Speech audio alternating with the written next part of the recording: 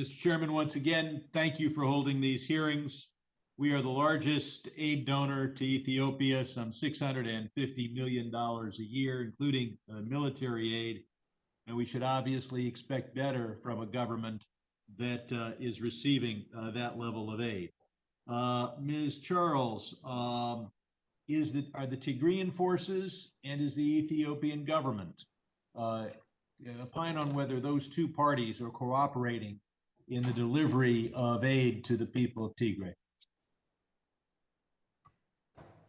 Thank you for that question. And I just want to be clear, our assistance at this point is only for the Ethiopian people and not working through the government of Ethiopia.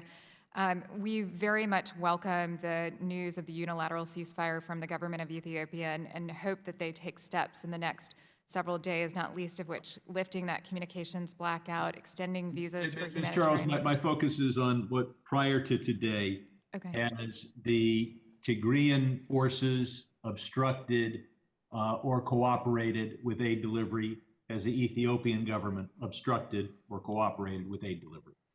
We've seen violations on all sides, but there's no question that the EDF, the Eritrean Defense Forces, the Amharic regional forces, and to some extent the ENDF have been the biggest barriers to aid, more so than the Tigrayan forces. We also had bureaucratic obstruction from the government of Ethiopia, including restrictions on communications equipment, visas, and other enablers to the response. Well, we see, as the ranking member points out, 1 million people facing grave food insecurity, 2 million people displaced, 100,000 forced out of their country and into adjoining countries. Given the mountain humanitarian crisis, organizations like Omna Tigray are calling for unrestricted aid. And I would hope that all sides would allow aid to get through to those who need it. Mr. Gadek, we know that the government in Addis Ababa is trying to destroy what it regards as its rivals, both political and perhaps ethnic. Eritrea has sent in its troops, and first both the Addis government and Eritrea denied it. Now they've announced that the troops are being withdrawn. I don't exactly believe that. What is Eritrea being given by the government of Addis Ababa to do its dirty work and to commit these barbaric acts against those the government regards as its opponents? Thank you for the question, Congressman. The government in Eritrea and President Isaias have long held significant animus toward the TPLF as a result of earlier conflicts, disagreements, and issues.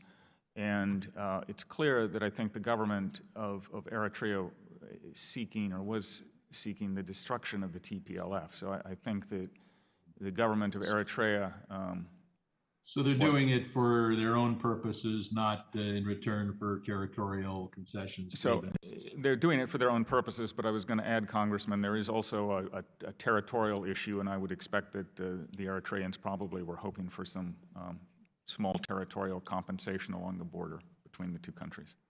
So government in Addis oppresses its own people, brings in a foreign and hostile power to kill them as well, and then maybe transferring territory to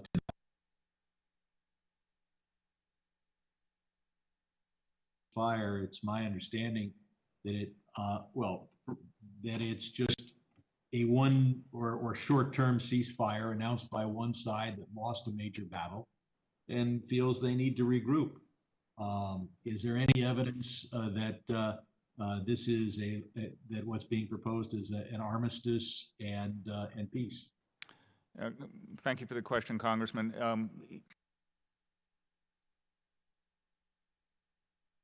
From temporary ceasefire that was announced by the Ethiopian government. What's critical now is that it become a permanent, negotiated, agreed ceasefire that all the parties are committed to.